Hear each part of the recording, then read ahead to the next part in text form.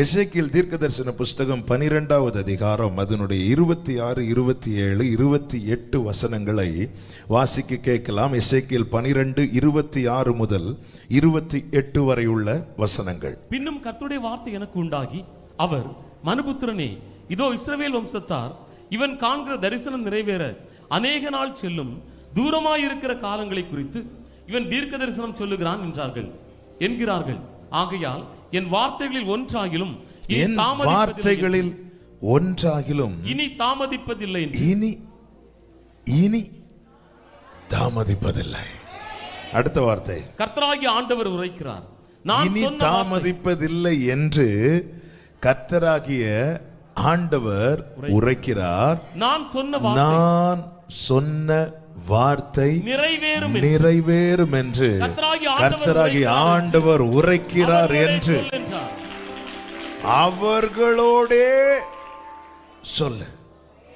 யார்கிட்ட சொல்ல?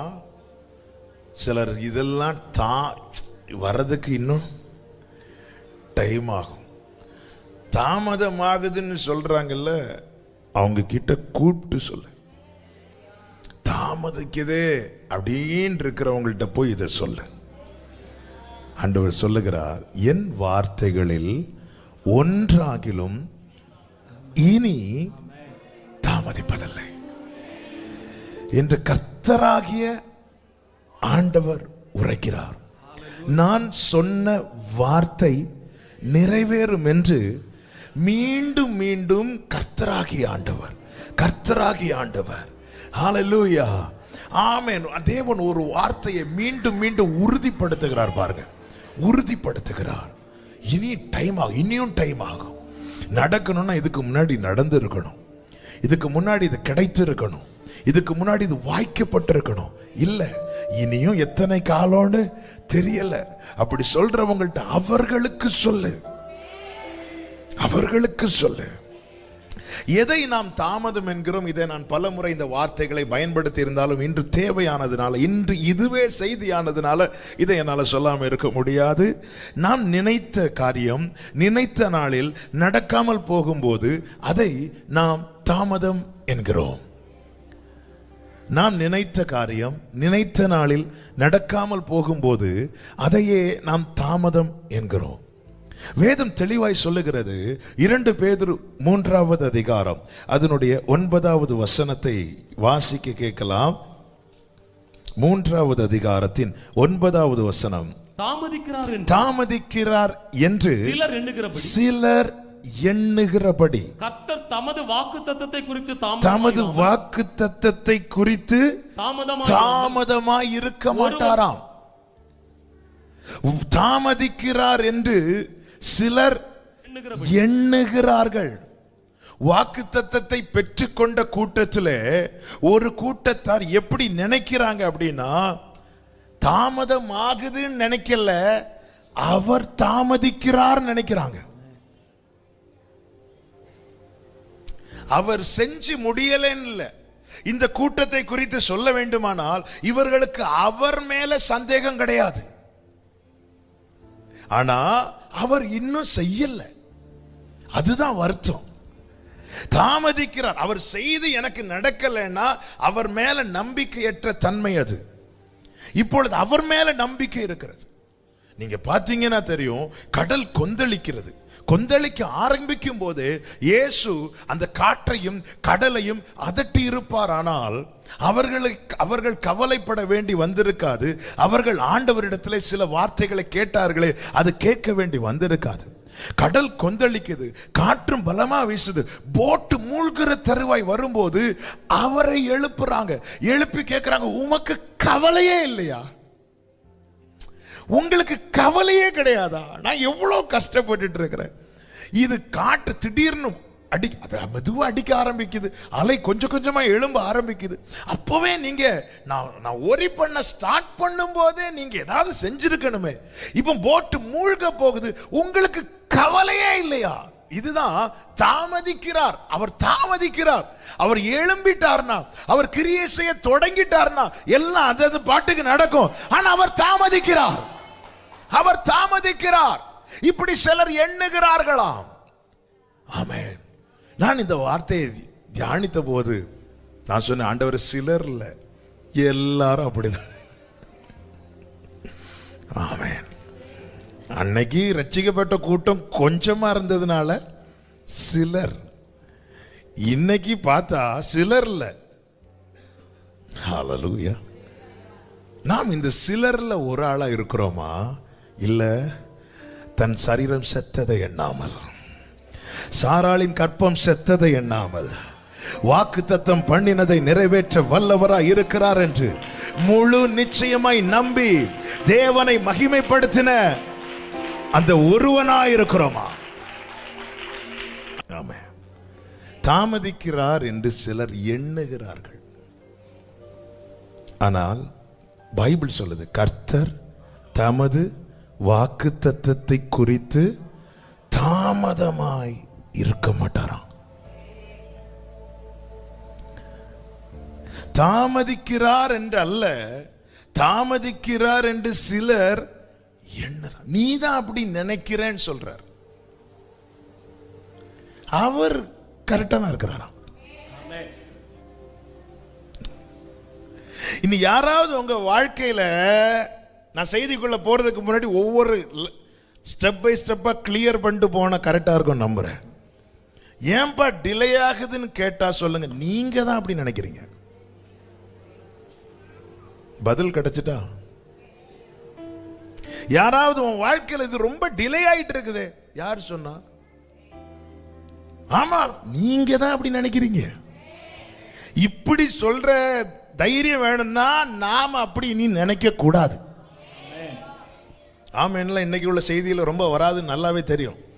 அதனால நான் ஃபர்ஸ்ட் நிறைய ஆமேன்லாம் சொல்லிட்டு தான் வந்து நிக்கிறேன்.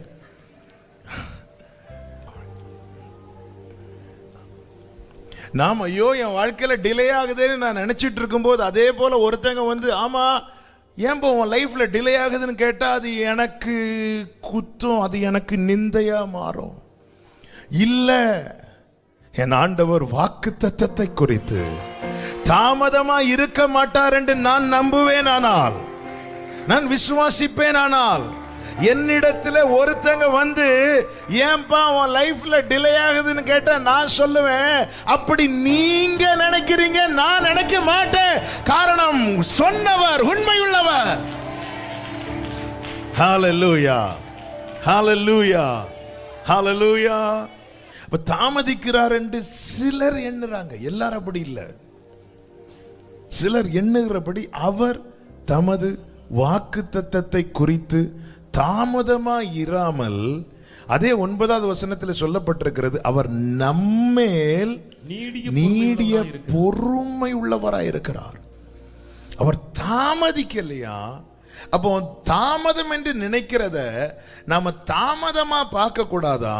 அதை தேவனுடைய பொறுமையா பார்க்கணும்.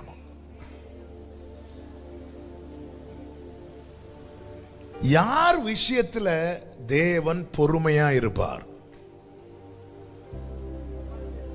கரெக்ட். லூக்கா 18, லூக்கா 18வது அதிகாரம் 7வது வசனம். அந்தபடியே தேவன் தம்மை நோக்கி இரவும் பகலும் கூப்பிடுகிறவர்களாகிய தம்மால் தெரிந்து கொள்ளப்பட்டவர்களின் விஷயத்தில் நீடிய பொறுமையா இருக்கிறது யார் விஷயத்துல தெரியுமா? தம்மால் தெரிந்து கொள்ளப்பட்டவர்களில் யார் தேவனை நோக்கி கூப்பிடுகிறார்களோ அவர்களுடைய காரியத்துல அவர் நீடிய பொறுமையா இருந்து அவர்களுக்கு நியாயம் செய்யாமல் இருப்பார். நீடிய பொறுமையாவே இருந்துட்டு இருப்பார்ல, நீடிய பொறுமையா இருந்து அவர்களுக்கு செய்ய வேண்டியதை செய்யாமல் இருப்பாரோ? அடுத்த வசனம், சீக்கிரத்திலே. சொல்லுங்க எல்லாரும் அந்த வார்த்தைகளை. சீக்கிரத்திலே அவர்களுக்கு நியாயம் செய்வார். சீக்கிரத்திலே. ஹல்லேலூயா. அப்போ இனி டிலேன்னு சொல்றவங்கள்ட்ட சொல்லுங்க 2 வார்த்தை. முதல்ல, யார் அது? நீங்க தான் அப்படி நினைக்கிறீங்க. செய்வேன்னு சொன்னத சீக்கிரத்தில் செய்வார். ஹல்லேலூயா, ஆமென். சொல்லுங்க, செய்வேன் என்று சொன்னதை சீக்கிரத்திலே செய்வார். ஹல்லேலூயா.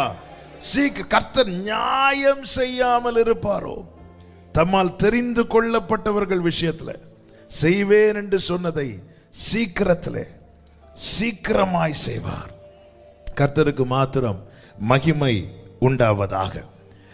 இந்த தாமதம் என்று நாம எண்ணும் போது நமக்குள்ள எழும்புகிற 3 கேள்விகள் உண்டு. ஐயோ டிலே ஆகுது நினைக்கும் போது நமக்குள்ள எழும்புகிற 3 கேள்விகள். முதல் கேள்வி ஏன்? இரண்டாவது கேள்வி எப்பொழுது? மூன்றாவது கேள்வி எப்படி? இது எப்படி? 75வது வயசுல ஆபிரகாமுக்கு கர்த்தர் வாக்கு கொடுத்தார். வயசு இப்ப 86 ஆகுது. 11 வருஷம் ஆகுது. அதே வசனம் திரும்ப கர்த்தர் நான் உனக்கு கேடகம் மகா பெரிய பலனுமா இருக்கிறேன் சொல்லும் போது ஆபிரகாம் கேட்கிறான், என்ன தருவீர்? என்ன தருவீர்? என்ன என்ன என்ன கிடைக்கும்? ஏன் ஆண்டவர் இப்படி சொல்லிட்டு இருக்கிறீங்க? எனக்கு என்ன தருவீர்? தரமாட்டேன்னு நீங்க இந்த வார்த்தையை என்ன கேட்க விடாதீங்க. திரும்ப திரும்ப என்ன கேட்க வைக்கிறதுனாலதான் நானும் நம்பிட்டே இருக்கிறேன். அடியனுக்கு என்ன தருவீர்? நீங்க என்ன நம்ப பண்ணாம இருந்தாலாவது ஓகே, இதுதான் தேவ சித்தம்னு சொல்லிட்டு நான் சும்மா இருந்துருவேன். ஓகே, நான் கேட்டேன், எனக்கு கிடைக்கல. ஓகே, எத்தனை பேர் இல்லாம இருக்கிறாங்க, நானும் இப்படி இருந்துட்டு போறேன். ஆனா நீங்க திரும்ப திரும்ப என்ன கூப்பிட்டு ஆண்டவரே இல்ல. அதுவும் 15:1 வாசிங்க. ஆதியாகமம் 15:1. இந்த காரியங்கள் நடந்த பின்பு கர்த்தருடைய வார்த்தை ஆபிரகாமுக்கு தரிசனத்திலே உண்டாகி அவர் கர்த்தருடைய வார்த்தை தரிசனத்திலே உண்டாகுது. நல்ல கவனமா கேளுங்க. வாக்குத்தத்தம் உடையவனை வார்த்தை துரத்திட்டே இருக்கும். சத்தமா ஆமென் சொல்லுங்க பார்க்கலாம். வாக்குத்தத்தம் உடையவனை அவன் நினைச்சிட்டு இருந்தான்ல, அந்த வார்த்தை வரும். அந்த வார்த்தை அவனை துரத்திட்டே இருக்கும். திரும்ப திரும்ப கேட்க வச்சுட்டே இருப்பார். நடக்குதோ நடக்கலையோ அது ரெண்டாவது. நல்ல கவனமா கேளுங்க. இயேசுவின் இதுவரை நடந்துச்சா அது எனக்கு தெரியாது. ஆனா கர்த்தர் உங்களுக்கான வார்த்தையை திரும்ப திரும்ப திரும்ப கேட்க வைத்து கொண்டிருப்பது உண்மையானால் இயேசுவின் நாமத்திலே சொல்லுகிறேன், அவர் தமது வாக்குத்தத்தத்தை குறித்து தாமதமாய் இருக்க மாட்டார். எல்லாருடைய பார்வையில மரியாளுடைய கண்ணீர் எதுவா இருந்துச்சு தெரியுமா? இல்லையே என்று அழுதுட்டு இருக்கிறான் நினைச்சிட்டு இருந்தாங்க. ஐயோ லாசரு போயிட்டானே நினைச்சு அழுதுட்டு இருக்கிறான் நினைச்சிட்டு இருந்தாங்க. அதனால ஆறுதல் சொல்ல வந்தாங்க. ஆனா அவ அழுதது லாசரு மரித்ததை குறித்து மாத்திரமல்ல, இயேசு வருவார் என்ற நம்பிக்கையில போறா. நம்பிக்கையில போய் அவர் அங்க இல்ல, அழுறா, ஏமாற்றத்தோடு திரும்புறா. அடுத்த நாள் நம்பிக்கையோடு போறா, அழுறா, வெறுமையா திரும்புறா. 3வது நாள் நம்பிக்கையோடு போறா, அழுதா, வெறுமையா திரும்பினா. 4வது நாள் இயேசு வந்தார். மார்த்தாளை பார்த்தது எங்க கல்லறைன்னு கேட்கல, மரியாளை கூட்டிட்டு வான்னு சொன்னார். ஏங்க இங்க தேவன் பட்சபாதம் காட்டுறாரா? இல்ல, பட்சபாதம் காட்டவில்லை. காரணம், இங்கே தேவன் எதை காண்பிக்கிறார் என்றால், நீ என்னை தேடினது உண்டானா. ஹல்லேலூயா. இந்த 3 நாள் மாதிரி உன்னுடைய 4வது நாள் இருக்க போறது கிடையாது. இந்த 3 நாள் மாதிரி உன்னுடைய 4வது நாள் இருக்க போறது கிடையாது. நீ போ, நீ என்னை தேடினது. 3 நாள் மரியாள் தேடி போறா. அவர் வருவார். தன்னை விட்டு எடுபடாத நல்ல பங்கை தெரிந்தெடுத்தவளுக்கு நம்பிக்கை வருவார். அவர் உட்கார்ந்து அவ வேற ஒண்ணும் செய்ய மாட்டா. அவர் சொல்றதை கேட்டு வாழ்ந்துட்டு இருந்தவா. அவளுக்கு தெரியும் வருவார், இந்த கண்ணீரை மாற்றுவார், இந்த கண்ணீரை களிப்பாக்குவார். ஆமே, 3 நாள் ஓடி போனவன் 4வது நாள் உட்கார்ந்துட்டா. ஆண்டவர் சொன்னார், வர சொல்லு. ஏசு இங்க பாத்தீங்களா? நீங்க அந்த வார்த்தை துரத்துறத பாத்தீங்களா? உட்கார விடாது. ஏசு அற்புதர் சொன்ன இந்த சிலருடைய ஏசு அற்புதர்னா கண்டிப்பா நம்புவாங்க. இவர்கள் நம்பிக்கையற்றவர்கள் அல்ல, இவர்கள் நம்புவாங்க. ஆனா உனக்கு செய்வார்னா எனக்கு இனியா. அதுதான் தாமதிக்கிறார் என்று சிலர் எண்ணுகிறபடி. தம்மால் தெரிந்து கொள்ளப்பட்டவர்கள், நல்ல புரிஞ்சுக்கோங்க, வாக்குத்தத்தம் கொடுத்து வாழ்க்கையில டிலே ஆகிறது போல ஃபீல் பண்ணும்போது ஒரு காரியம் அங்க உறுதிப்படுகிறது. என்ன? நான் அவரால் தெரிந்து கொள்ளப்பட்டவன். வாழ்க்கையில ஒண்ணு நடக்கிறதுனால மட்டும் இல்ல நீ தெரிந்து கொள்ளப்பட்டவன் என்பது உறுதிப்படுத்தப்படுகிறது. உன் வாழ்க்கையில ஒன்று தாமதமாகும் போதும் நீ தெரிந்து கொள்ளப்பட்டவன், தெரிந்து கொள்ளப்பட்டவள் என்பதை இதன் மூலமாய் கர்த்தர் உறுதிப்படுத்துகிறார். ஆமென் சொல்லுங்க பார்க்கலாம். இன்னைக்கு நான் சொல்ல வருகிற பிரதானமான காரியத்துல முதல் காரியம், ஏன் தேவன் தாமதம் பண்ணுகிறார், அல்லது ஏன் இந்த விஷயத்துல ஆண்டவர் பொறுமையா இருக்கிறார். இன்னைக்கு எல்லாருடைய கேள்வி, ஆண்டவரால் செய்யக்கூடுமே, ஒரே நாளில பிரசவிக்க பண்ண அவரால் உண்டாகட்டும் என்றாருங்க. அதாவது ஒழுங்கின்மையும் வெறுமையுமான பூமியை உருவாக்கும்படிக்கு ஆண்டவர் ஒரு டைம் போட்டார். அவர் போட்ட டைம் 7 நாட்கள். இவைகள் அனைத்தையும் படைக்க தேவன் போட்ட டைம் 7 நாட்கள். ஆமென். ஆனா அவர் 6ல முடிச்சிட்டார். 1 மீதி ரெஸ்ட் எடுக்கிறார். இவர்தான் நாம் ஆராதிக்கிற தேவன். அவரால் செய்ய கூடாதது என்று ஒண்ணும் கிடையாது.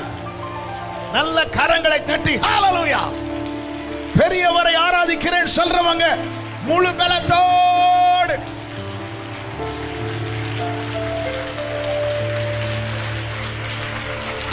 இவர்தான் தம்மால் தெரிந்து கொள்ளப்பட்டவர்கள் விஷயத்தில்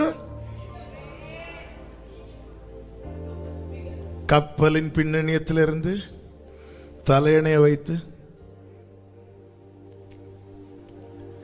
ஏன் அவர் பொறுமையா இருக்கிறார், அல்லது ஏன் தாமதமாகிறது, தாமதிக்கிறார். ஒரு 3 முக்கியமான காரியங்களை சொல்லி செபிக்க விரும்புகிறேன். முதலாவது, சங்கீதம் 65:9 வாசிக்க கேட்கலாம். 65:9. தேவரீர் பூமியை விசாரித்து அதற்கு நீர் பாய்ச்சுகிறீர். தண்ணீர் நிறைந்த தேவ நதியினால் அதை மிகவும் செழிப்பாக்குகிறீர். இப்படி நீர் அதை திருத்தி அவர்களுக்கு தானியத்தை விளைவிக்கிறீர். அவ தேவன் என்ன செய்கிறார்? எனக்கு சொன்னதை நிறைவேற்றுறதுக்கு முன்னாடி என்னை திருத்துகிறார். அவர் பொறுமையா இருந்து என்ன செய்கிறார் என்றால் திருத்துகிறார். இப்படி நீர் அதை திருத்தி சரி பண்ணி தானியத்தை விளைவிக்கிறார். 1 தீமோத்தேயு 1வது அதிகாரம் அதனுடைய 15-16 வசனங்களை வாசியுங்கள். 14 முதல் வாசியுங்கள். நம்முடைய கர்த்தரின் கிருபை கிறிஸ்து இயேசுவின் மேலுள்ள விசுவாசத்தோடும் அன்போடும் கூட என்னிடத்தில் பரிபூர்ணமாய் பெருகிற்று. பாவிகளை ரட்சிக்க கிறிஸ்து இயேசு உலகத்தில் வந்தார் என்கிற வார்த்தை உண்மையும் எல்லா அங்கீகரிப்புக்கும் பாத்திரமுமானது. அவர்களில் பிரதான பாவி நான். அப்படி இருந்தும் நித்திய ஜீவனை அடையும்படி இனிமேல் இயேசு கிறிஸ்துவினிடத்தில் விசுவாசமாய் இருப்பவர்களுக்கு திருஷ்டாங்கம் உண்டாகும் பொருட்டு பிரதான பாவியாகிய என்னிடத்தில் அவர் எல்லா நீடிய பொறுமையையும் காண்பிக்கும்படிக்கு இரக்கம் பெற்றேன். தேவன் ஒரு காரியத்தை செய்கிறது அல்லது ஒரு காரியத்தை முன்குறிக்கிறது என்பது தற்செயலாய் அல்ல. புறஜாதிகளுக்கு அப்போஸ்தலனாய் நியமிக்கப்பட்டவன், தெரிந்தெடுக்கப்பட்டவன் இந்த பவுல். இவன் மூலமாய் இன்னும் அநேக ரட்சிப்புகள் வர வேண்டி இருக்கிறது. ஆனால் பவுலுடைய ஆரம்ப ஓட்டமோ தேவ சித்தத்துக்கு அப்படியே மாறானது. தேவ சித்தத்துக்கு எதிராய் ஓடுகிறவன் வாழ்க்கையில் வாக்குத்தத்தம் இருந்தாலும் அவனை திருத்தாமல் அவர் நிறைவேற்ற மாட்டார். வெயிட் பண்றார், நீடிய பொறுமையா இருக்கிறார். இவன் மாறுவான், இவன் வருவான், இவன் பிடிக்க வேண்டிய இடத்துல பிடிக்கணும். வாக்குத்தத்தம் இருக்கு, நல்லா புரிஞ்சுக்கோங்க. நான் செல்லும் வழியை அவர் திருத்தி வாக்குத்தத்தத்தை என்னில் நிறைவேற்றுகிறார். தாயின் கருவில் இருக்கும் போதே கலாத்தியர் 1:15 பவுல் சொல்லுகிறார், நான் தாயின் வயிற்றில் இருந்தது முதல் என்னை பிரித்தெடுத்தார். என்னை பிரித்தெடுத்து நான் தாயின் வயிற்றில் இருந்தது முதல். அப்ப பவுலே, இன்று உன் வாழ்க்கையில் நிறைவேறி கொண்டிருக்கிற இந்த மகிமையான காரியங்கள் எல்லாம் எப்பொழுது உன்மேல் விழுந்தது? நான் தாயின் வயிற்றில் இருந்தது முதல். எப்பொழுது நடக்க ஆரம்பித்தது? என்னை அவர் திருத்தினதற்கு பிறகு.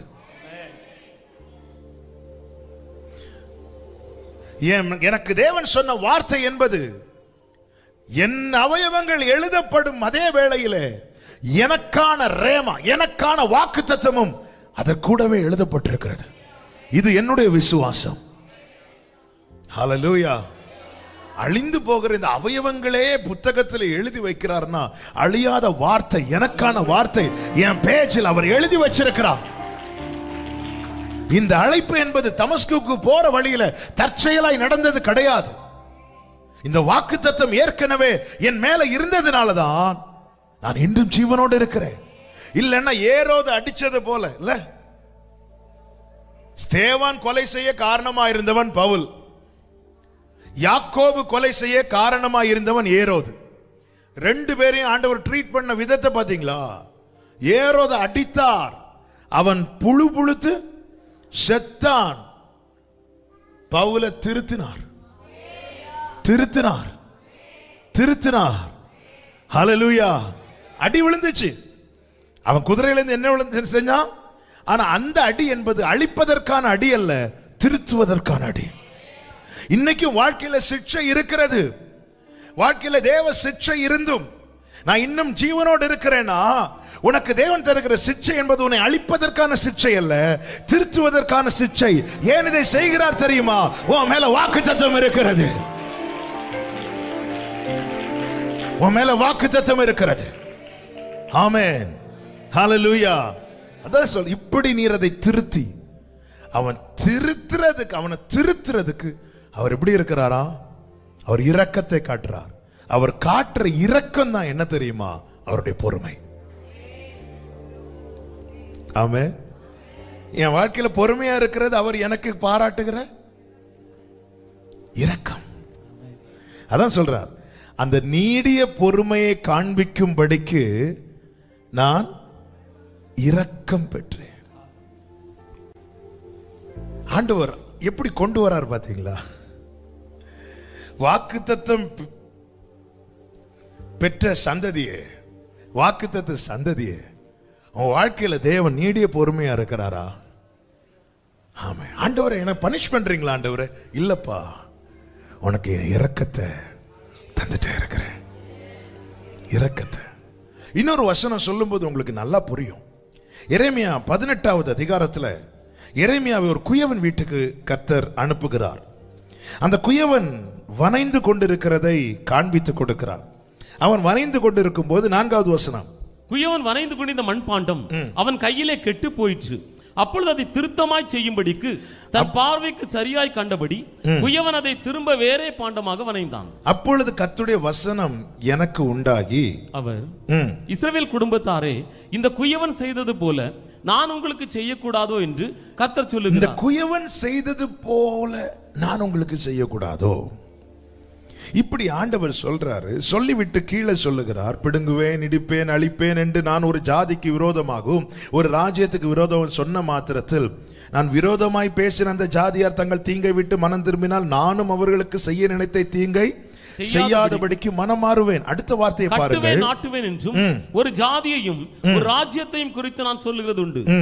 அவர்கள் என் சத்தத்தை கேளாமல் என் பார்வைக்கு பொல்லாப்பானதை செய்வார்களானால். வாக்குத்தத்தத்தை பெற்றவர்கள் அவருடைய சத்தத்தை கேளாமல் அவர் பார்வைக்கு பொல்லாப்பானதை செய்வார்களானால் நானும் அவர்களுக்கு அருள் செய்வேன் என்று சொன்ன, நானும் அவர்களுக்கு அருள் செய்வேன் என்று சொன்ன நன்மையை செய்யாதபடிக்கு மனம் மாறுவேன்.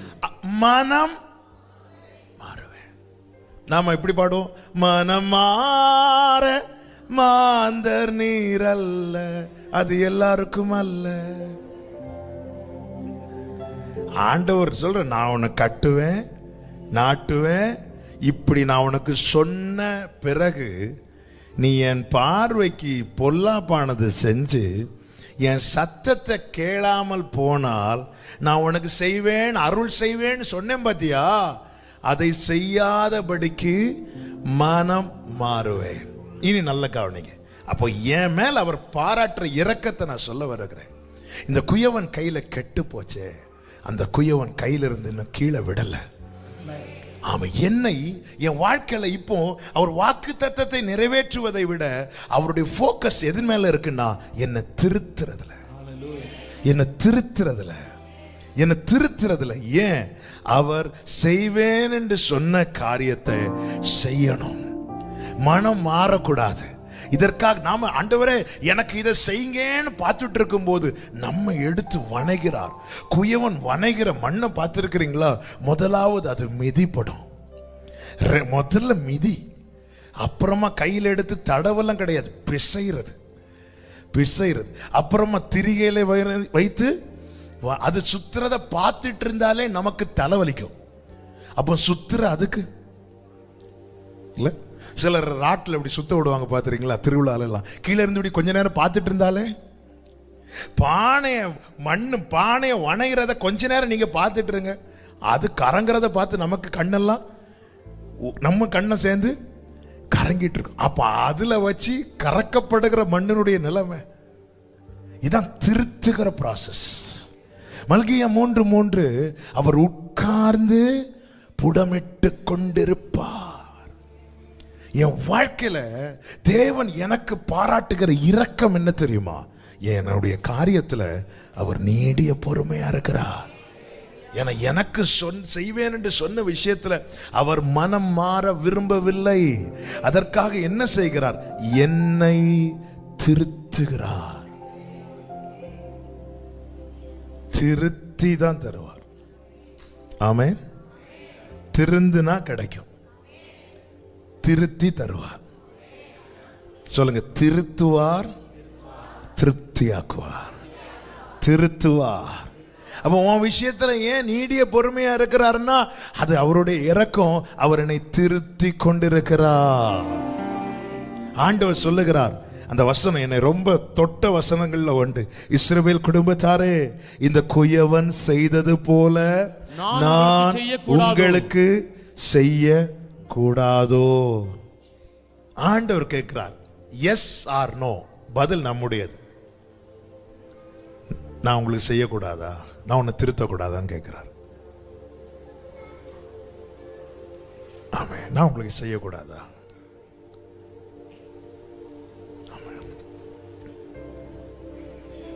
இந்த குயவன் செய்தது போல. ஹல்லேலூயா. பல நேரத்தில் எலியாவை மாதிரி போதும் ஆண்டவரை, எடுத்துக்கோங்க ஆண்டவர், என்ன ஆண்டவரே, யோனாவை மாதிரி என்னை விட்டுருங்க ஆண்டவரேன்னு சொல்றோம். எலியாவை மாதிரி எடுத்துக்கோங்கன்னு சொல்றோம். யோனாவை மாதிரி என்னை விட்டுருங்க ஆண்டவரேன்னு சொல்றோம். மோசையை மாதிரி வேற யார்ட்டையும் என்ன ஏன் ஆண்டவரை டார்ச்சர் பண்றீங்களே, வேற யார்ட்டையும். இப்படி ஆண்டவரை நம்மை விட்டு அகற்ற விரக்தியில என்னெல்லாமோ சொல்றோம். ஆண்டவர் சொல்றார், இந்த குயவன் செஞ்சது மாதிரி நான் உனக்கு செய்யக்கூடாதா?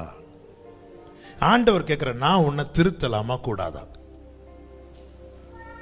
ஆமே, திருத்துங்க ஆண்டவரே. நம்ம திருப்தியாக ஜெபம் பண்ணிட்டு இருக்கிறோம், திருத்த ஜெபம் பண்றது கிடையாது. வாக்குத்தத்தத்தை பிடிச்சு நிறைவேற்றோன்னு ஜெபம் பண்றோம். அவர் நிறைவேற்றுவார், அவர் உண்மை உள்ளவர். ஆனா எப்படி விளைய செய்கிறாராம்? திருத்தாம திருப்தியாக மாட்டார். ஆமென். எழுதுறவங்க எழுதுக்கோங்க, திருந்தாம திருப்தியாக முடியாது. மனசுல எழுதிக்கோங்க எல்லாரும், திருந்தாம திருப்தியாக முடியாது. நம்மளை திருத்துறதுக்காகவே அவர் பொறுமையா இருக்கிறார். திருத்திட்டார்னு வைங்களேன், 99 வயசு கிழவன்ட்ட கர்த்தர் சொன்ன வார்த்தை என்ன? நீ எனக்கு முன்பாக நடந்து. யார்கிட்ட சொல்றாரு? 99 வயசு தாத்தாட்ட. அவருக்கே சரீரம். அப்ப தேவனுடைய எதிர்பார்ப்பை பாத்தீங்களா? வாக்குத்தத்தம் ரெடியா இருக்கு. அவர்கிட்ட சொல்றாரு, நீ எனக்கு முன்பாக நடந்து உன்னை நான் திருத்திட்டு இருக்கிறேன். உன்னை நான் திருத்திட்டு இருக்கிறேன். திரும்ப கெட்டு போய் திரும்ப வணைகிறது என்பது ஃபர்ஸ்ட்ல இருந்து. அப்போ இந்த டிலேக்கு காரணம் யாரு? இந்த தாமதத்துக்கு காரணம் யாரு? நாம தான். ஆனா அந்நேரத்தில் அவர் பொறுமையா இருக்கிறார். அவருடைய டைம் போகுது இல்ல. ஒரு குயவன் பாத்திரத்தை எடுத்து வணையும் போது சரியா அது முடிகிற நேரத்தில் அது கெட்டு போயிட்டுனா திரும்ப ஃபர்ஸ்ட்ல இருந்து. அப்ப இதுல யாருக்கு நேரம் போகுது தெரியுமா? அந்த குயவனுடைய நேரம் தான் போயிட்டு இருக்கு. சும்மா வெட்டியா இருக்கிற மண்பானைக்கு என்னங்க நேரம் போகுது? நம்ம சொல்லிட்டு இருக்கோம், ஐயோ நாள் போகுது. ஆமா, என்ன செஞ்சிட்டு இருக்கீங்க இந்த நாள்? சும்மா இருந்துட்டு இருந்தேன். நாம சும்மா இருந்து நம்ம நாட்களை போக்கல, நாம சும்மா இருந்து அவருடைய டைம் எடுத்துட்டு இருக்கிறோம். நான் சொல்றது எத்தனை பேருக்கு புரியுது? அவருடைய டைம் எடுத்துட்டு இருக்கிறோம். ஆபிரகாமுக்கு கொடுத்த வாக்குத்தத்தம் என்ன? 400 வருஷம் அடிமைத்தனத்திலிருந்து வெளியே வருவாங்க. ஆனா இஸ்ரவேலர்கள் வெளியே வரும்போது 430 வருஷம். இந்த 30 years மோசேயை உருவாக்க எடுத்த டைம். மோசே நோ நோ நோ நோன்னு சொல்ல சொல்ல இங்க டிலே ஆகுது. ஆண்டவர் கடைசியில் என்ன வந்துச்சா? கோபம் வந்துச்சு. ஆனாலும் அவர் பொறுமையா இருந்துட்டு இல்ல, அப்படி வருது. ஆனாலும் அநாதி ஸ்நேகத்தால் தூக்கி போடலான்னு வருது. ஆனால் அநாதி ஸ்நேகத்தால் உன்னை நேசிச்சிட்டேன்பா, உன்னை நான் சிநேகிச்சிட்டேன். எப்ராஹிமே உன்னை எப்படி கைவிடுவே? கொஞ்சம் அதை இமேஜின் பண்ணி பாருங்க. இந்த பானை கெட்டு போனதும் அப்படி தூக்கி போடலான்னு வருது. அந்த பரம குயவன் களிமண்ணாகி நம்ம கையில் எடுத்து வச்சிரு. எப்ராஹிமே உன்னை எப்படி கைவிடுவே? இஸ்ரவேலே உன்னை எப்படி ஒப்பு கொடுப்பேன்? எப்ராஹிமே உன்னை எப்படி கைவிடுவேன்? ஹல்லேலூயா, ஹல்லேலூயா. அப்ப இங்க டிலேக்கு காரணம் வணைகிற குயவன் அல்ல, கெட்டு போன பாத்திரம்.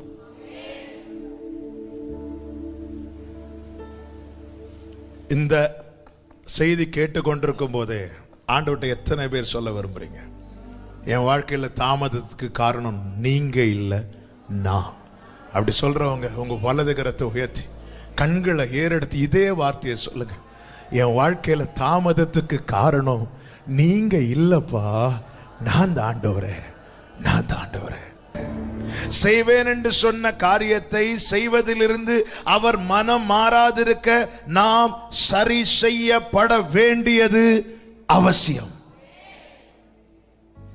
வாக்குத்தத்தம் எல்லாருக்கும் செய்தான் சொல்லுகிறார்.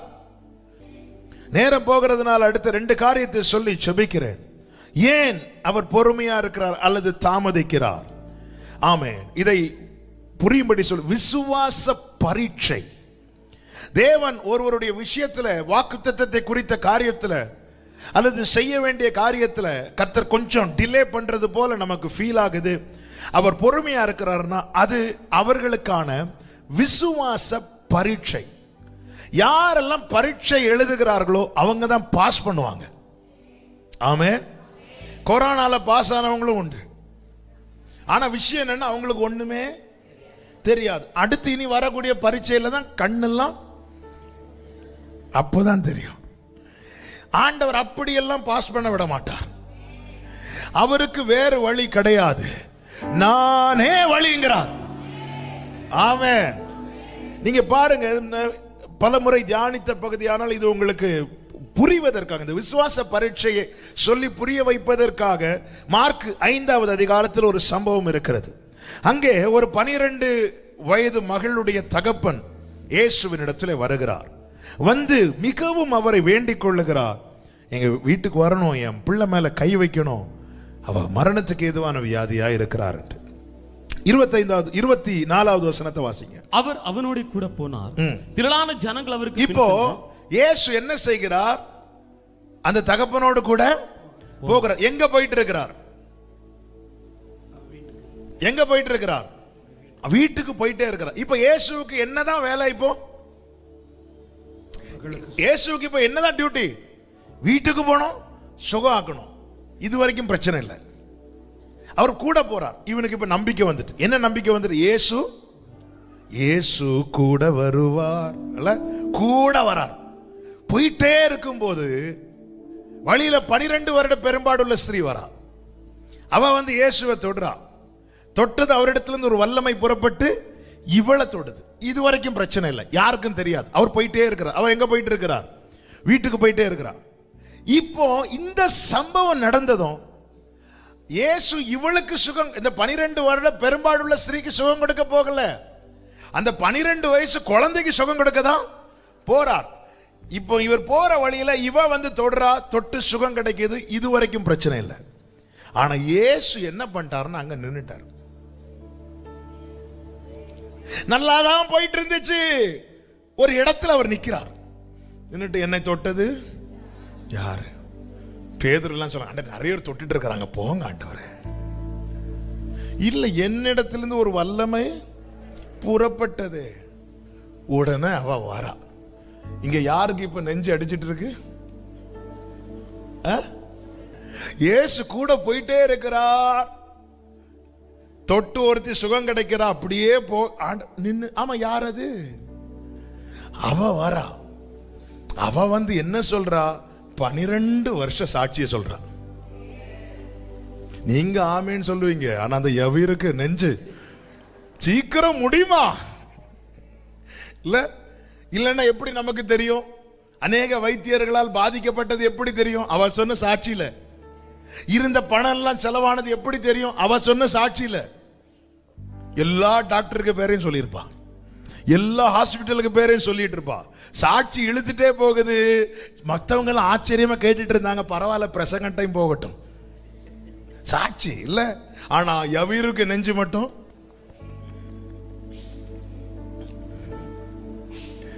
அடுத்த வார்த்தை பாருங்க, இயேசு கூட போனார். அப்படியே போனா பிரச்சனை இல்லை, இங்கதான் டிலே ஆகுது. அதனுடைய 35வது வசனம், அவர் இப்படி பேசிக் கொண்டிருக்க, அவர் இப்படி என்ன செஞ்சிட்டு இருக்காராம்? பேசிக் கொண்டிருக்க. அதனுடைய 24வது வசனம், 24, அவர் அவனோட கூட போனார். அவர் அவனோட கூட போனார். கூட போகாம இருந்து பேசாம இருந்து பேசிட்டு இருந்தா கூட இந்த அளவுக்கு ஏமாற்றம் வந்து இருக்காது. கூட போனார், போயிட்டே இருந்து இப்போ என்ன பண்ணிட்டு இருக்கிறார்? அவர் பேசிட்டு இருக்கிறார். பேசிட்டு இருக்கும்போது வீட்டில இருந்து ஆட்கள் வராங்க.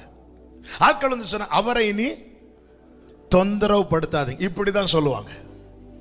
வாழ்க்கையில கொஞ்சம் டிலே ஆகும் போது சொல்லுவாங்க, இனி காத்திருந்து. ஆண்டவரே, ஒருவேளை எவரு கேட்டிருக்கலாம், ஆண்டவரே நீங்க மட்டும் இங்க நிக்காம, நீங்க மட்டும் என் கூட அப்பவே வந்தீங்கல்ல, பேசாம இருந்திருந்தா, நீங்க மட்டும் வழியில பேசாம நேரா போயிருந்தா, ஒரு ஹாய் மட்டும் காட்டிட்டு போயிருந்தா, நான் 5:30க்கு முன்னாடி ரயில்வே ஸ்டேஷன் போயிருப்பேனே. இது பேசி பேசி 5:30க்கு பேசி முடிச்சதுக்கு அப்புறம் கார் ரயில்வே ஸ்டேஷன் போவோம், ஆனா ட்ரெயின் வள்ளியூரை தாண்டி போயிட்டு இருக்கும். அப்ப என்ன சொல்ல, கொஞ்சம் அந்த இடத்துல மட்டும் நீங்க பேசாம இருந்திருந்தா. இந்த விசுவாச பரீட்சை என்பது நல்ல கவனிங்க. விசுவாச பரீட்சையில நீங்க அதுல எவ்வளவு தேடி பார்த்தாலும் அந்த தகப்பனுடைய வாயிலிருந்து அடுத்து ஒரு வார்த்தையும் பார்க்க முடியாது. ஒரு வார்த்தையும் பார்க்க முடியாது. ஆரம்பத்தில் என் பிள்ளை அப்படி சுகலாம இருக்கிறா, அப்படி இருக்கிறா, இப்படி இருக்கிறா. ஆனா இங்க இந்த விசுவாச பரீட்சை என்பது நல்ல கவனிங்க, ஒருவனை பேச்சற்றவனாய் மாட்டுது. பேச்ச இப்போ அவன்கிட்ட உண்மையில வார்த்தையே இல்லை. அவனால் இப்போ ஜெபிக்கவும் முடியல, அவனால் இப்போ கேட்கவும் முடியல, அவனால் இப்ப சண்டை போடவும் முடியல, அப்படியே நிற்கிறான். நல்ல கவனிங்க, இந்த விசுவாச பரீட்சைக்காய் ஸ்தோத்திரம். இந்த விசுவாச பரீட்சையில அவன் பேச்சற்றவனாய் மாறினான், அவனுக்காக அவர் பேச தொடங்கினார். கைகளை உயர்த்தி ஹல்லேலூயா. அவன் பேச்சற்றவனா மாறுகிறான், அவர் பேசுகிறார். ஏன்னா வந்தவங்க அவனை பார்த்து சொல்றாங்க. 35வது வசனம், அவர் இப்படி பேசிக் கொண்டிருக்கையில் ஜெபாலய தலைவனுடைய வீட்டிலிருந்து சிலர் வந்து உம்முடைய குமாரத்தி மரித்து போனாள். அவனை பார்த்து பேசுறாங்க. அடுத்த வசனத்தை வாசிங்க. அவர்கள் சொன்ன வார்த்தையை இயேசு கேட்ட உடனே, அவன் கேட்ட உடனே இல்ல, இயேசு கேட்ட. அப்போ நல்ல கவனிங்க. ஆமென். இந்த விசுவாச பரீட்சையில அவர் எனக்காக நிற்கிறார். நான் கேட்க வேண்டியது அவர் கேட்கிறார். நான் பேச வேண்டியது அவர் பேசுகிறார். நான் செய்ய வேண்டியது அவர் செய்கிறார். இந்த விசுவாச பரீட்சைக்காக ஸ்தோத்திரம். இதுவரை நான் பேசிட்டு இருந்தேன், இதுவரை நான் கேட்டுட்டு இருந்தேன், இதுவரை நான் செஞ்சிட்டு இருந்தேன். ஆனா என் வாழ்க்கையில இந்த தாமதம் வந்ததுனால இப்போ நான் கேட்க வேண்டியது அவர் கேட்கிறார். நான் பேச வேண்டியது அவர் பேசுகிறார். எத்தனை பேருக்கு நான் சொல்ற வார்த்தை புரியுதுன்னு தெரியல. இப்பொழுது அவர் கூட்டிட்டு போறார். வேற யாரையும் ஆண்டவர் அலோவ் பண்ணல. அவர் கூட்டிட்டு போறார். ஹல்லேலூயா. ஆமென். இதுதாங்க இந்த விசுவாச பரீட்சையில் இன்னைக்கு நிக்க வச்சிருக்கிறார். நாம விரும்பி வந்து நிக்கல, கம்பல் பண்ணி இந்த எக்ஸாம் எழுத வைக்கிறார். கம்பல் பண்ணி இல்ல. அவன் விசுவாச பரீட்சை எனக்கு என்ன கொடுக்குது? அவருடைய சுபாவத்தை கொடுக்குது. என் வாழ்க்கையில தாமதத்துக்கு காரணம் என்ன? அவர் பொறுமையா இருக்கிறார். அவர் பொறுமையா இருக்கிறது எனக்கான விசுவாச பரீட்சை. விசுவாச பரீட்சை எனக்கு என்ன கொடுக்கிறது? பொறுமையை கொடுக்கிறது. இந்த பொறுமை யாருடையது? அவருடையது. விசுவாச பரீட்சை எனக்கு அவருடைய சுபாவத்தை கொடுக்கிறது. ஆமென். என்னால வார்த்தையை நிறுத்த முடியவில்லை, வார்த்தை வந்து கொண்டே இருக்கிறது. இன்னொரு காரியம் கூட இதுல சொல்றேன். இந்த விசுவாச பரீட்சையினுடைய கிளைமேக்ஸ் வேற வழி இல்லை, நம்மளை சரண்டர் பண்ணி தான் ஆகணும். என்ன கேட்கணும்னு தெரியல, என்ன பேசணும்னு தெரியல. ஆபிரகாமுக்கு உண்டான விசுவாச பரீட்சையில பெரிய பரீட்சை என்ன தெரியுமா? பையனை அப்படியே கொண்டு பலிபீடத்தில் வச்சுட்டான், சரண்டர் பண்ணிட்டான். கர்த்தர் ஈசாக்குக்கு பதிலாக வந்தார் இருக்கும். அந்த ஆட்டுக்கடா ஈசாக்குக்கு பதிலாக எஸ். நான் கேட்க வேண்டியது அவர் கேட்ட பிரச்சனை சால்வ் ஆயிரும். நான் கேட்டுட்டு இருக்கிறனால தான் பிரச்சனை பெருசாயிட்டு இருக்கு. எத்தனை நிந்தைகளை நான் கேட்டேன், இனி அவர் கேட்கட்டும், அவர் கேட்கட்டும், அவர் பதில் சொல்லுவார். ஆமென். அவர் கேட்பார். ஆமென். இந்த விசுவாச பரீட்சைக்கு நிக்க உங்களை ஒப்புக்கொடுங்கள். நடந்து கொண்டு வந்திருந்தவர் அவர் அவனுடனே போனார்னா அவன் கூட்டிட்டு போறான். விசுவாச ஓட்டத்தில் நாம் அவரை கூட்டிட்டு போக முடியாது, அவர் நம்மளை கூட்டிட்டு போகணும். நான் அவர் கையை பிடிச்சா எப்ப வேணாலும் இந்த கையை விடுவேன், ஏன்னா இந்த கை பலவீனமான கை. ஆனால் அவர் என் கையை பிடித்தார். ஹல்லேலூயா. அவர் என் கையை பிடித்தார். மகிமையிலே கொண்டு போய் விடுறது வர விடமாட்டார். விசுவாச பரீட்சை எதற்காக அவர் தாமதிக்கிறார்? மூணாவது ஒரு காரியத்தை சொல்லி செபிக்கிறேன். மத்தேயு 25வது அதிகாரம் 3 முதல் 5 வரை உள்ள வசனங்களை பார்த்தால் தெரியும்.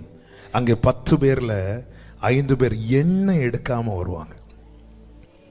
எண்ணெய் எடுக்காம வரும்போது மணவாளன் வர தாமதித்தார். அவர் தாமதித்தது இந்த புத்தி இல்லாதவங்களையும் புத்தியுள்ளவங்களாய் மாற்றுவதற்கு. ஆனா என்ன பண்ணிட்டாங்க? எண்ணெய் இருக்கிறவங்க தூங்குனதை பார்த்து எண்ணெய் இல்லாதவங்களும் தூங்கிட்டாங்க. வாழ்க்கையில தேவன் சில காரியங்களை நமக்கு தாமதிக்கும் போது எதற்காக என்றால் நாம் நம்மை ஆயத்தப்படுத்திக் கொள்ள. 10 வெள்ளிக்காசுல ஒரு வெள்ளிக்காசு தொலைந்து போனது. யூத வழக்கத்தின்படி திருமணத்துக்கு நியமிக்கப்பட்டவர்களுக்கு கொடுக்கப்பட்ட அந்த 10 வெள்ளிக்காசு திருமணத்தன்று ஒரு காசும் குறையாமல் அந்த மணவாளன் இடத்துல கொடுக்கணும். அப்படி கொடுத்தால் அந்த மணவாளன் அவளை ஏற்றுக்கொண்டு போவாள். ஆனால் அவளுக்கு கொடுக்கப்பட்ட 10ல ஒரு வெள்ளிக்காசு என்ன ஆயிற்று? தொலைந்து போயிற்று. தொலைந்து போனதும் அவள் வேதனைப்பட்டாள். என்ன செய்தால் தெரியுமா? விளக்கை கொளுத்தி வீட்டை பெருக்கினாள். வீட்டை பெருக்கி சுத்தம் செய்த போது தொலைந்து போனது திரும்ப கிடைத்தது. இதெல்லாம் கொடுக்கப்பட்ட காலத்துல செய்ததுனால அவள் சந்தோஷப்பட்டாள். மணவாளன் வருவதற்கு முன்னதாகவே ஆமென், நான் எனக்கு வாழ்க்கையில தொலைந்ததை நான் எடுத்துக்கொண்டேன். என்ன செஞ்சிருக்கணும்? புத்தி உள்ளவங்க தூங்குனதை மட்டும் பார்த்தாங்க, புத்தி உள்ளவங்கள்ட்ட இருந்த எண்ணெயை பார்க்கல. ஏன் அவங்கள பாரு, அவங்க நல்லா தானே இருக்கிறாங்க, அவங்க சுகமா வாழ்றாங்க, அவங்க வாழ்க்கையில எல்லாம் நடக்குது, இப்படிதான் பார்க்கறாங்க. அவங்க வாழ்க்கையில இருக்கிற ஜெபத்தை பார்க்கல, அவங்க வாழ்க்கையில இருக்கிற தேவனோடு இருக்கிற ஐக்கியத்தை பார்க்கல. அந்தரங்கம் வெளியே தெரியாது. வெளியரங்கத்தை பார்த்து மட்டும் மதிப்பிடுகிற கூட்டம் புத்தி இல்லாத கூட்டம். ஆண்டவர் சொல்ல, நீ அடுத்தவன் தூங்குறத பார்க்கறியே, உன் கையில எண்ணெய் இல்லை பாத்தியா? தாமதிக்கிறதே உனக்காக, தாமதிக்கிறதே உனக்காக. உன் வாழ்க்கையில் இருக்கிற இல்லாமையை பாரு, உன் வாழ்க்கையில் இருக்கிற குறைய பாரு. ஏன் தூங்குனேன்னு கேட்டா, ஏன் அவங்க தூங்கலையா? நீ ஏன் ஜெபம் பண்ணல, ஏன் அவங்க ஜெபம் பண்ணாங்களா? உன் வாழ்க்கையில் என்ன குறைவு இருக்கு? உன் வாழ்க்கையில எது தொலைந்து இருக்கிறாய்? இந்த கிருபை நாட்களை அவருடைய தாமதம், அவருடைய பொறுமை என்பது உன் மேல காட்டுற இரக்கம். உன் வாழ்க்கையில நீ தொலைந்துட்ட, சில வெள்ளிக்காசு தொலைஞ்சிட்ட, எண்ணெய் இல்ல, உனக்கு அபிஷேகம் இல்ல. இந்த நாட்கள் நீ காத்திருந்து பெற்றுக்கொள்ள வேண்டாமல், இல்லாமல் அபிஷேகம் எண்ணெய் இருக்கிறவன் தூங்குறான்னு சொல்லிட்டு நீயும் தூங்குறியா? இல்ல இல்ல. ஆண்டவர் மணவாளன் வரும்போது அந்த 5 பேர் மேல கொஞ்சம் கூட இரக்கம் காட்டவில்லை, கொஞ்சம் கூட கனிவு காட்டவில்லை. ஏன்னா காட்ட வேண்டிய இரக்கத்தெல்லாம் இந்த பொறுமையா இருக்கும்போது காட்டிட்டே இருந்தார். ஆனால் இவர்கள் அறியவில்லை. தேவன் எதற்காக தாமதிக்கிறார்? சரி செய்ய, விசுவாச பரீட்சை உண்டாக்க, ஆயத்தமாக்க. என்னை கேட்டுக்கொண்டிருக்கிற ஒவ்வொருவருக்கும் இயேசு கிறிஸ்துவின் நாமத்தில் சொல்லுகிற வார்த்தை இதுதான். ஆமென். அவருடைய தாமதத்தை குறித்து, என் தாமதிக்கிறார், ஏன் இப்படி, ஏன், எதனால, என்னைக்கு, எப்பொழுது, இப்படிப்பட்ட கேள்விகளை மாத்திரம் வைத்துவிட்டு சோர்ந்து போய் சுருண்டு விடாமல் கர்த்தர் என்னை சரி பண்ண விரும்புகிறார். என் வாழ்க்கையில தொலைந்த சில காரியங்களை நான் பெற்றுக்கொள்ளபடிக்கு கர்த்தர் பொறுமையா இருக்கிறார். வாக்குத்தத்தத்தை குறித்து அவர் கொஞ்சம் கூட தாமதிக்க மாட்டாருங்க. அவர் நம்முடைய லைஃப்ல டிலேக்கு காரணமே நாம தான். விசுவாச பரீட்சை. என் கூட நல்ல வேகமா சில காரியங்கள் வேகமா நடக்கிறது மாதிரி இருக்கும், ஒரு இடத்துல வந்து அப்படியே இருக்கும். ஆனாலும் பாருங்க, அவர் பேசிக் கொண்டிருக்கிறார். ஆமென். என்னுடைய தாமதத்திலும் அவர் பேசிக் கொண்டுதான் இருக்கிறார். ஹல்லேலூயா. அவர் பேசிக் கொண்டுதான் இருக்கிறார். எனவே என்னை கேட்டுக்கொண்டிருக்கிற ஒவ்வொருவருக்கும் சொல்லுகிறேன், தாமதம் என்ற எண்ணம் வரும்போது புரிந்து கொள்ளுங்கள், அவர் தாமதிக்க மாட்டார். இப்ப நீங்க ஆண்டவர்கிட்ட பேச போறீங்க. உங்களுக்கு தேவன் சொன்ன வாக்குத்தத்தம் என்ன சொல்ல போறோம்? நீங்க தாமதிக்கலப்பா, நான் தான் தாமதிக்க பண்றேன், என்ன சரி பண்ணுங்க, என்ன சரி பண்ணுங்க.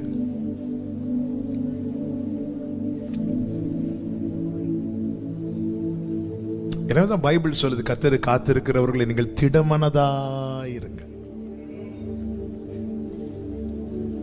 அவர் நீதி உள்ளவர், அவர் உண்மையுள்ளவர்.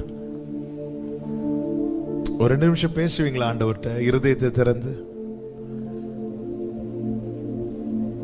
ஆமென். வணங்க.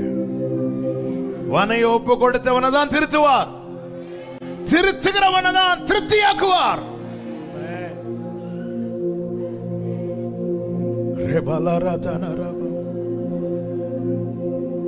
ஆண்டவர்கிட்ட கத்தணும்னு தோணுச்சுன்னா கத்துங்க, கதறணும்னு தோணுச்சுன்னா கதறுங்க. அவர் வனைய ரெடியா இருக்கிறார். ஆனா கேட்கிற, நான் வனையணுமா கூடாதா? அவர் வணைஞ்ச நிறைய காரியங்கள், நிறைய எண்ணங்கள் மாறும், நிறைய விருப்பங்கள் எல்லாம் இல்லாமலே போகும். நிறைய காரியங்கள் வனைஞ்சாதான் வாக்குத்தத்தம், வனையப்பட்டவனுக்கு தான் வாக்குத்தத்தம். ஆண்டவர் கேட்கிறார், நான் வனையணுமா கூடாதா? நான் வனையணுமா கூடாது? வணைங்கப்பா, வணைங்கப்பா, என்கிட்ட கேட்காதீங்கப்பா, எடுத்து வணைங்கப்பா. உங்க கையில தரேன்பா, தரேன்பா, தரேன்பா. கொடுங்க ஆண்டவர்கிட்ட, கொடுங்க, கொடுங்க. ஐயோ, நான் கொடுத்தா இது நடக்காம போயிருமோ? சில அற்ப ஆசைகளையும் விருப்பங்களையும் வைத்து வாக்கு தத்தத்துக்கு தூரமாகாதே, வாக்கு தத்தத்துக்கு தூரமாகாதே. ஷலஹண்டர பகபல ரம ம்ரோது நரா ஏபுலரோ ஷந்தரபா லேகடரபா ஏரபா. வணங்கப்பா, வணங்க ஆண்டவரே. திருத்தி திருப்தியாக்க விரும்புகிறார். திருப்தியாக்க விரும்புகிறார். சொன்னது நிறைவேறும். தாவீதுக்கு நான் பொய் சொல்லேன், ஆனா தாவீது வாழ்க்கையில் நிறைவேற்றதுக்கு முன்னாடி தாவீதை திருத்தினார். எனவேதான் தாவீது சொல்கிறார், நான் உபத்திரவப்படுவதற்கு முன் வழி தப்பி நடந்தேன், இப்பொழுது உம்முடைய வார்த்தைகளை காத்து நடக்கிறேன். என்ன வணங்கப்பா. அவர் திரும்பி போகல. இதோ நான் உன்னோடு இருக்கிறேன், இந்த காரியங்களை நான் செய்து கைவிடாதிருப்பேன். இந்த காரியங்களை செய்யணும் நினைச்சத செய்து முடிக்க என்னோடு இருக்கிறார்.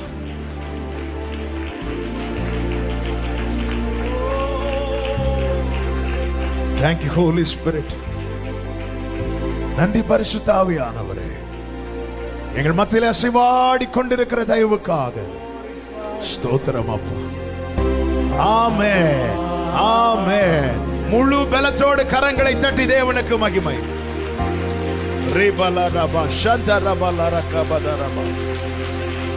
ஆமென். பரிசுத்த பிதாவே, நல்ல தகப்பனே, நன்றியோடு உம்மை துதிக்கிறோம், ஸ்தோத்தரிக்கிறோம். எங்களோடு இடைப்பட்ட கிருபைகளுக்காய் ஸ்தோத்திரம். நாங்கள் எவ்விதத்திலும் பாத்திரவான்கள் அல்ல. பல நேரத்தில் நாங்கள் இதைவிட அன்று ஆபிரகாம், தாவீது, சாராள் கேட்ட கேள்விகள் கொஞ்சம்பா, நாங்க கேட்டது எவ்வளவோ கேட்டுட்டோம்பா. ஆனால் எங்க மேல பொறுமையா இருந்து எங்களுக்கு இரக்கத்தை காண்பிக்கிறவரே அப்பா, உம்முடைய கரங்கள் எங்களை அர்ப்பணிக்கிறோம்.